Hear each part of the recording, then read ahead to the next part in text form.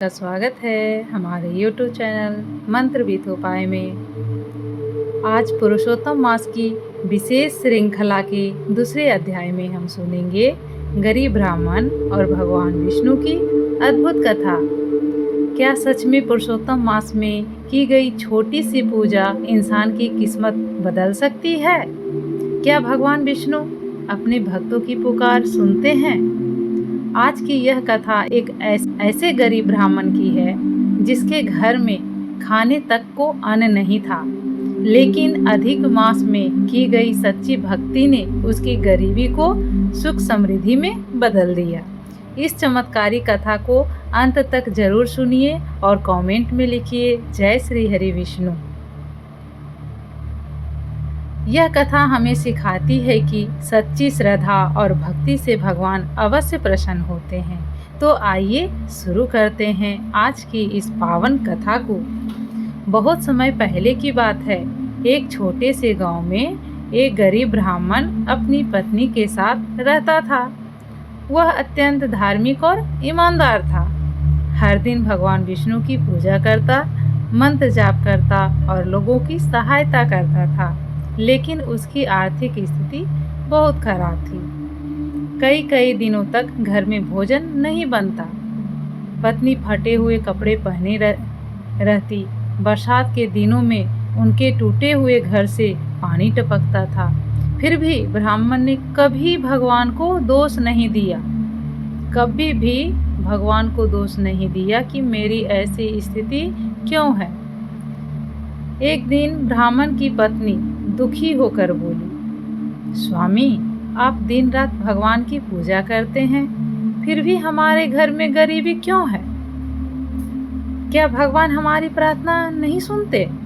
ब्राह्मण मुस्कुराकर बोला, देवी, भगवान देर जरूर करते हैं, लेकिन भक्तों की परीक्षा लेकर उन्हें फल अवश्य देते हैं। कुछ दिनों के बाद गांव में एक महान संत आए। पूरा गांव उनके दर्शन के लिए पहुंचा। गरीब ब्राह्मण भी अपनी पत्नी के साथ वहां गया।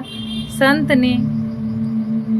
ने ब्राह्मण के चेहरे पर चिंता देखी और पूछा, वत्स, तुम इतने दुखी क्यों हो? ब्राह्मण ने हाथ जोड़कर अपनी गरीबी की पूरी बात बता दी।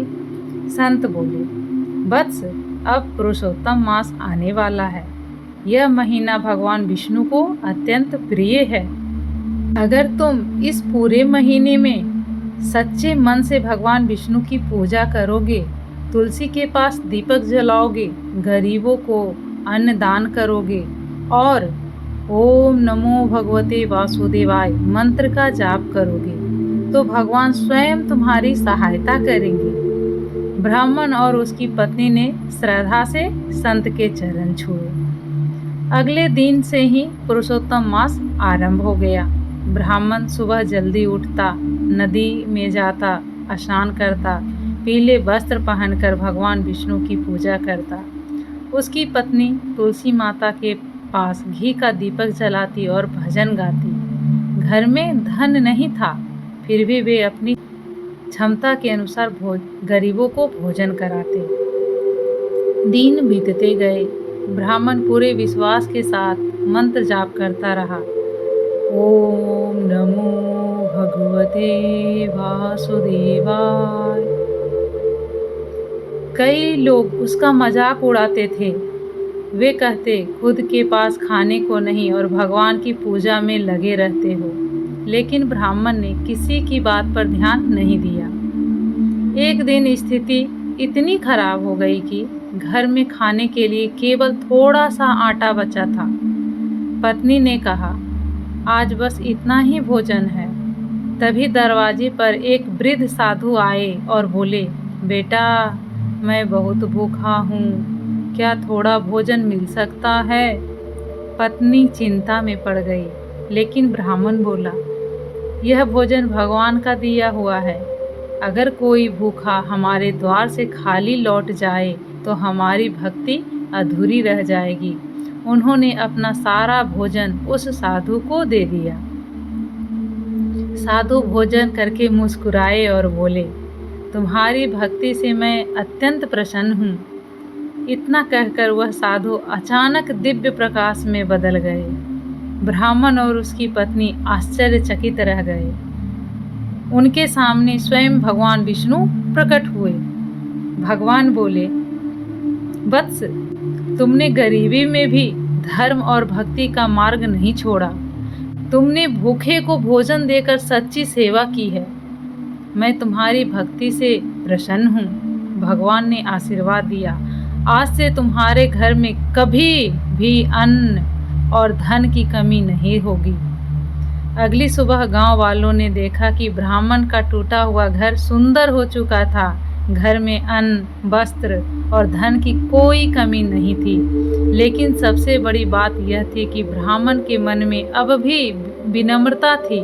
वह पहले भी की तरह भगवान की पूजा करता और गरीबों की सहायता करता रहा।